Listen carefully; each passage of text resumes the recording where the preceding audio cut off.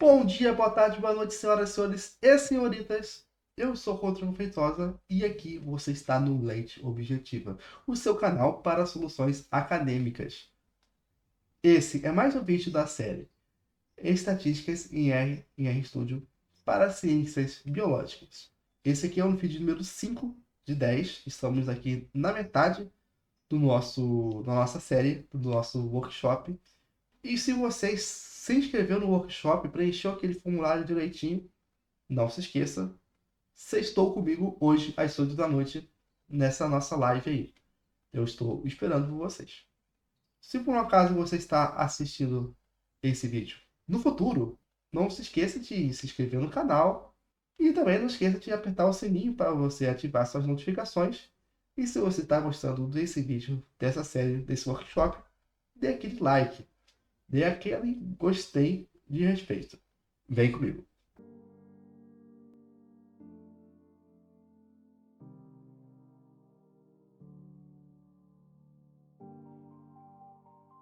E agora a gente vai para uma parte muito importante desse workshop, que são os testes estatísticos da hipótese.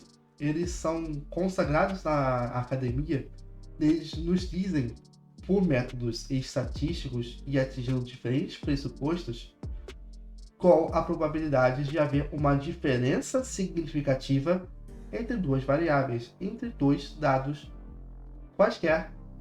E isso, aliado a uma potente ferramenta gráfica, deixa a informação bem visível e bem destacada para quando você quiser mostrar os seus dados de alguma forma, seja numa apresentação ou seja num artigo. Então, esses testes estatísticos eles vão ser divididos em dois vídeos. No próximo vídeo a gente vai falar de análise de variância, então fique ligado. Mas no vídeo de hoje nós vamos falar sobre hipótese entre duas amostras distintas e também vamos falar um pouco sobre os pressupostos que regem esses testes. Então, existem alguns testes que podem ser realizados, como o Rio quadrado, o teste E, teste T. O teste T ele pode ser de dois tipos. Ele pode ser um teste paramétrico ou não paramétrico. Sendo que o teste T paramétrico é aquele que tem como pressuposto esse conjunto de dados apresentar uma distribuição normal, uma distribuição de sino, cuja maioria dos dados que estão ali, eles estão mais próximos da mediana e não tendendo mais para um lado ou para o outro, que é algo que nem sempre é possível na natureza. Então, existe também a possibilidade de realizar testes não paramétricos, que são aqueles testes que vão utilizar outras metodologias, né? Mas que também sirvam para esse propósito. Um exemplo de teste paramétrico é o teste T de Student e também o teste T de Welsh. Eles vão funcionar de uma forma bem parecida com as alterações nos cálculos, né? Que podem dar mais ou menos robustez, dependendo da homogeneidade ou não das variâncias. E o exemplo de teste não paramétrico é o teste T de Wilcoxon, que ele utiliza rankings, que ele transforma os dados em rankings para poder fazer a estatística. Não está entendendo nada? Para entender um pouco melhor sobre isso, melhor mostrar na prática. E na prática, você já sabe, é no R e no RStudio. Vamos lá. Sim, é aquele mesmo script dos vídeos anteriores. Mas vamos seguindo. Lembrando que para fazer os testes desse vídeo, é necessário que a gente tenha esses seguintes pacotes.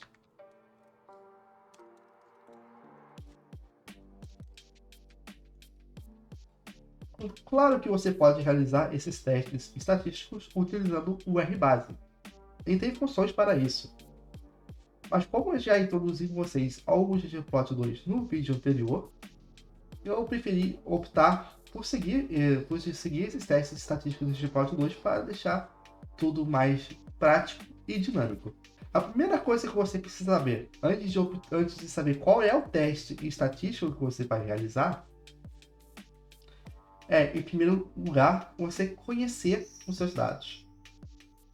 Os conjuntos com que você está trabalhando, eles possuem uma distribuição normal ou não? Outro pressuposto muito importante é o pressuposto da homocetasticidade dos dados. Ou melhor, da homogeneidade das variâncias. Esses pressupostos são importantes porque os cálculos utilizados para fazer esses testes estatísticos, eles dependem dessas premissas. Se essas premissas não são atendidas, o teste ele se torna menos robusto. E você pode apresentar problemas ao realizar esses testes. A primeira coisa que a gente precisa fazer ao realizar um teste estatístico é calcular a normalidade. Não, é realizar um teste de normalidade dos dados. Como, por exemplo, o teste de Shapiro-Wilk. Vamos falar de calcular o Shapiro-Wilk de forma prática. Dentro do Tidyverse, agrupar os dados por dia, agrupar os dados por uma variável categórica e adicionar funções que podem ser calculadas para todos os dados de uma forma bem prática. Para esse vídeo, a gente vai mudar um pouco o approach. Vamos trabalhar com apenas uma variável com dois conjuntos, né? com dois fatores. Lembra daquela tabela dados? Mais uma vez, número de passos percorridos, passos em ritmo moderado, aqui com as calorias consumidas, milhas percorridas, o clima que está naquele dia, qual o dia da semana e qual é o tipo de dia da semana, se é um dia útil ou se é um fim de semana. Esse daytype aqui, ele é perfeito para demonstrarmos um pouco sobre os testes que trabalham com dois conjuntos, né? Então, a primeira coisa que a gente precisa fazer é calcularmos todos esses dados com base nesse daqui. Então, eu vou criar uma tabela de resumo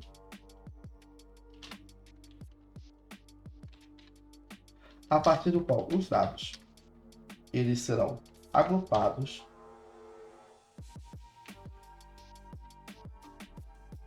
pelo tipo do dia. E mais importante, o que eu vou calcular? Eu vou fazer esses cálculos a partir de quais variáveis contínuas, quais variáveis independentes.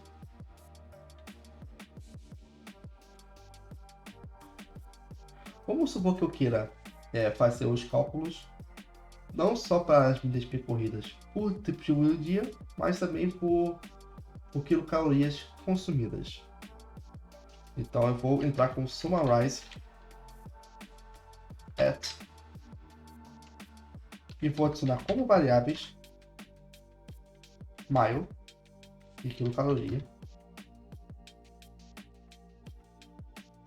E vou colocar como funções o seguinte: média, desvio padrão. E agora eu vou colocar os comandos relacionados ao Shapiro-Wilk.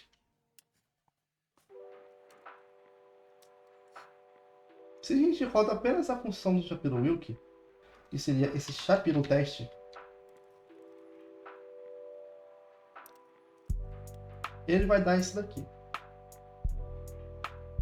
Lembrando que esse Shapiro-teste ele é uma função que já está presente no RBase, você não precisa de pacote nenhum. Ele já vai dar um valor de W e o valor de P, que é o mais importante para a gente. Lembrando que o valor de P base que a gente está usando é de 0,05. Esse teste ele vai partir do princípio seguinte: a hipótese nula é que os dados seguem a distribuição normal. E a hipótese alternativa é de que os dados eles não seguem a distribuição normal. Pois esse valor de P de 0,1641, isso significa que não há evidências significativas para acreditarmos a hipótese nula, ou seja, esses dados são normais. Isso tendo como referência de P 0,05, que é o que nós vamos utilizar nesse vídeo. Se os valores estão abaixo de 0,05, a distribuição dos dados não é normal. E o que eu estou fazendo de fato aqui? Eu estou com essa função if-else, que nada mais é do que uma iteração que eu estou fazendo. Eu estou fazendo o teste de Shapiro-Wilk e retornando a sua principal estatística. Enquanto aqui eu estou fazendo exatamente a mesma coisa, mas eu estou pedindo para retornar apenas o valor de P. Então vamos ver como vai ficar isso na prática, botando toda essa informação e vendo a tabela do resumo como ficou. Como a gente tinha dito, nós dividimos por dia de semana, o tipo do dia de semana, né? Os dias úteis e os fins de semana. Então só temos duas linhas aqui, tendo sido calculadas as médias e os padrões das milhas percorridas e das quilocalorias, só para termos uma noção de comparação entre eles. E aqui são os testes de Shapiro-Wilk. Esse aqui seriam os valores de W e aqui são os valores de P.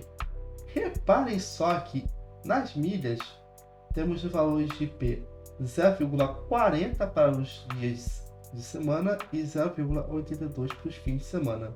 Não há evidências de rejeitar a hipótese nula, são conjuntos normais de dados. Agora observa que interessante aqui as quilocalorias. Temos aqui distribuição normal aqui nos fins de semana e aqui a gente tem valor de 0,02 e tal. Então aqui a gente tem uma população que não é normal. Então vocês concordam que o teste que nós utilizamos para esse daqui não necessariamente será o mesmo desse? Então, para esse daqui nós utilizaremos testes paramétricos e para essa variável aqui, testes não paramétricos. Um pequeno disclaimer aqui para você que está vendo esse vídeo. Não necessariamente você precisa se apoiar no teste Shapiro-Wilk ou em outros testes de normalidade que são utilizados para de fato estabelecer esse fato se vai utilizar um teste ou outro. Você pode trabalhar com outras variáveis, pode trabalhar com outras análises, avaliar, por exemplo, a simetria dos dados, a cortose da distribuição dos dados. Tem outros gráficos específicos, como por exemplo o histograma, os QQ-norms também, eles também são bastante utilizados, juntamente com os testes de normalidade. Mas como esse aqui é um workshop rápido, eu vou me ater somente a eles, ok? Seguindo. Os testes T paramétricos mais utilizados são os testes T de Welch ou o famoso teste T de Student. Qual a diferença entre eles? Geralmente o T de Student ele pressupõe que você tenha a homogeneidade das variâncias. No entanto, você utilizar o teste T de Welch para qualquer situação não é exatamente o problema. Também por conta desse pressuposto, o teste T de Welch vinha sendo o mais utilizado. Ele dá uma robustez considerável, mesmo sem aquele pressuposto da homoelasticidade. Eu poderia fazer o teste T com aquela função teste, mas eu não, que é a função que tem no pacote base. Mas eu vou fazer um pouco diferente dessa vez. Eu vou utilizar uma função que tem no pacote de GPub, que é o compare means. Porque o que os testes T basicamente são testes de comparativos de médias, ok? E como compare isso, eu vou colocar como argumentos os eixos x e y de novo, sendo que o y seria a variável resposta e a outra seria a variável independente. Só que a gente aqui vai fazer um sentido inverso. A gente vai colocar o y e depois colocar o x. E antes de mais nada, a gente vai colocar aqui data. Então qual é o nosso eixo y? Milhas, by. Till daytype, que é o nosso eixo x. Eu preciso especificar que estou falando dos dados, na nossa tabela dados. Eu preciso explicar que eu estou fazendo o teste T, porque aqui pressupõe que já tenha feito a avaliação do teste Shapiro-Wilk, né? E tem mais um argumento que eu tenho que colocar, é que se eu estou tratando de amostras pareadas ou não. Nesse caso não seria amostra pareada, então vou ter em conta period false. E eu só preciso rodar esse comando agora. E aqui no console, nós temos os dois grupos de variáveis, os dias de semana e os finais de semana, os valores de P e o P ajustado, e aqui o valor de significância que é dado em asteriscos. Sendo que se formos olharmos no valor de P, o valor de P é 0,005. E esses asteriscos aqui, eles vão seguir essa anotação aqui, tá vendo? Como por padrão eu estou colocando como nível de significância 0,05, mas isso pode ser alterado, tá? Mas como padrão é 0,05, ele coloca como não significativo valores de P superiores a 0,05, com o asterisco quando o P ele é menor que 0,05, com dois asteriscos quando é menor que 0,01, com 3 asteriscos quando é menor que 0,001 e assim por diante. E aqui está com 2 asteriscos seguindo essa notação aqui. E o que isso significa? Significa que existe uma diferença significativa, comprovada estatisticamente, entre dias de semana e finais de semana, tendo como base as milhas percorridas. Mas afinal de contas, qual que é o maior? E aí que entra a parte gráfica da coisa. E vamos voltar justamente para os ggplots. Se você ainda não viu o vídeo de como criar um gráfico com o ggplot, é só apertar no card e voltar ao vídeo anterior dessa série.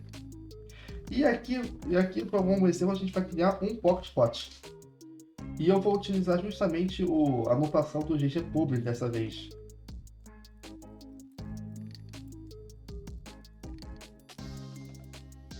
Aqui, usei como x o tipo do dia da semana, em eixo y as milhas percorridas. Eu vou separar o tipo de dia por cores, então eu deixei o call aqui e vou adicionar outra camada. E aqui eu vou começar, aqui é toda a parte de personalização que você já conhece e já viu. Se você não viu, volte o vídeo anterior para entender.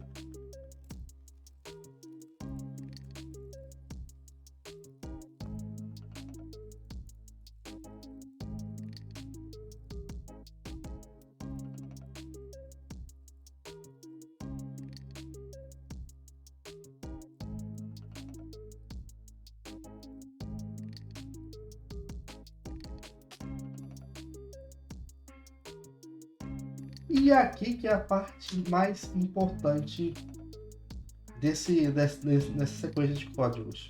E é esse comando aqui, ó, stat underline compare.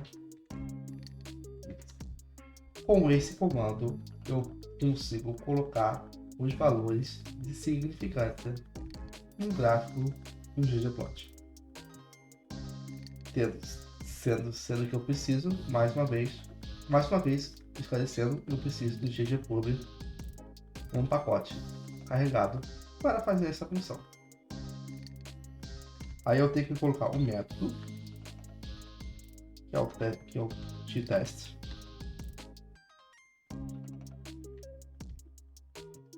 Imperative false. Eu não precisei colocar esse aqui antes, porque isso daqui já está subentendido quando eu coloco os aesthetics nessa primeira linha de comando. Então eu vou rodar esse gráfico aqui. E observe que aqui ele gerou. Esse azul escuro não tá legal não. Vou botar aqui.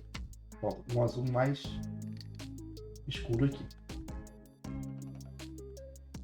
Então, claramente observa-se que quando o teste D, que aqui quando o teste D está no valor de P, que está indicando diferenças significativas entre os dias de semana e finais de semana, com base na distância em milhas percorridas, dá pra ver que, de fato, foram mais milhas percorridas em média nos dias de semana em comparação aos finais de semana. Inclusive eu posso fazer o seguinte ainda.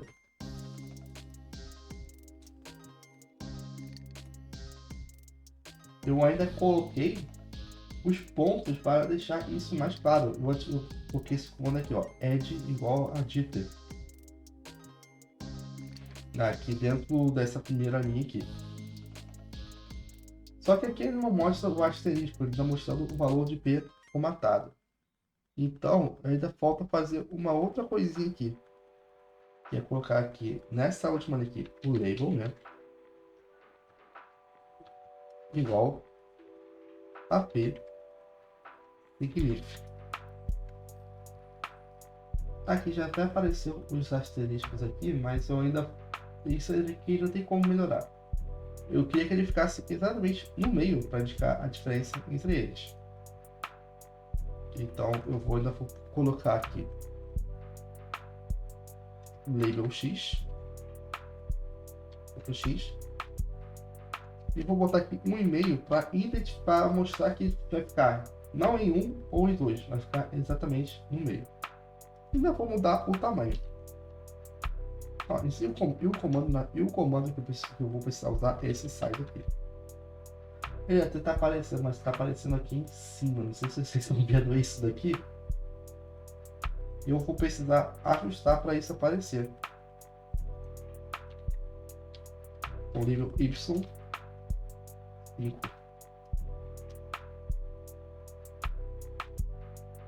Aí sim.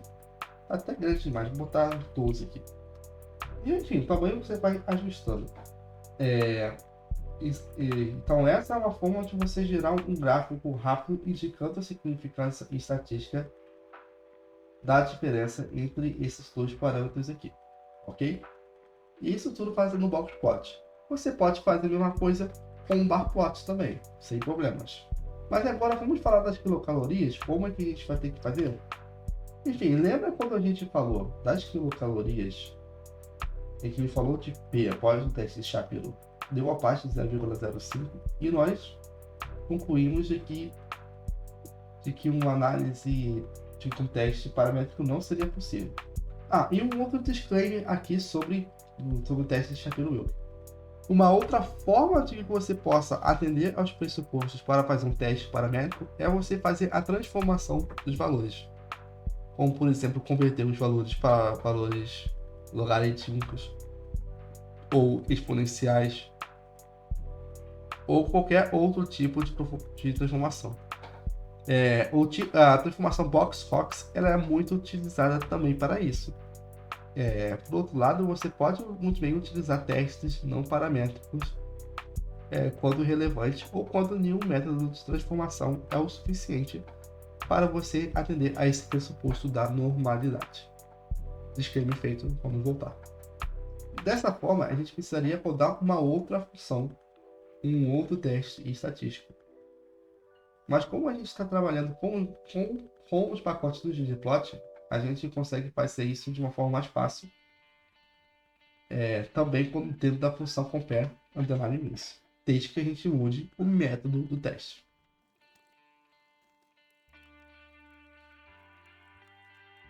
E aqui em method é aí que vem a grande diferença. Vamos colocar viewfox. E também aqui não vai ser pareado. É possível observar diferenças estatísticas significativas, mesmo com o Wilcoxon, entre dias de semana e finais de semana, com respeito às quilocalorias consumidas, ok? E agora vamos mostrar isso em gráfico.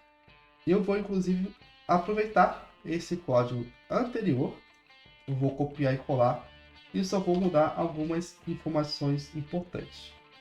Como por exemplo, aqui no eixo Y, eu vou colocar quilocaloria aqui. E aqui na descrição, no título do eixo Y, eu vou alterar o título do eixo Y, correto? Claro, eu preciso mudar esse método aqui para o Eclipse. Nada mais a fazer, é Ctrl Enter e esperar o resultado.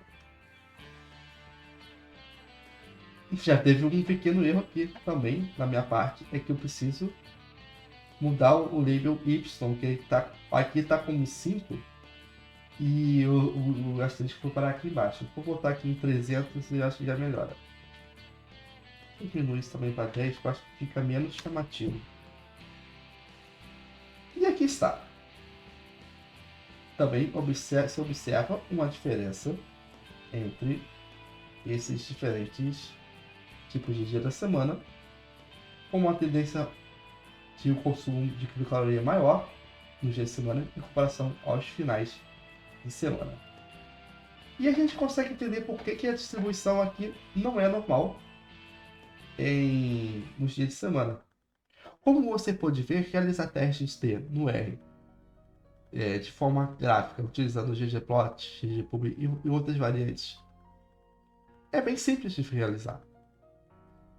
O mais importante de tudo é, principalmente, entender o porquê do teste que você está fazendo e fazer uma boa escolha com base nos dados que você tem e nos pressupostos aos quais eles atendem. Mas por hoje ficamos por aqui. Se você gostou do vídeo, deixe aquele curtir. Se você tem alguma sugestão ou alguma dúvida, deixe seu comentário ali embaixo. Não esqueça de se inscrever no canal e acionar o sininho para não perder nenhuma notificação. No mais é isso. Um forte abraço. Valeu. Falou.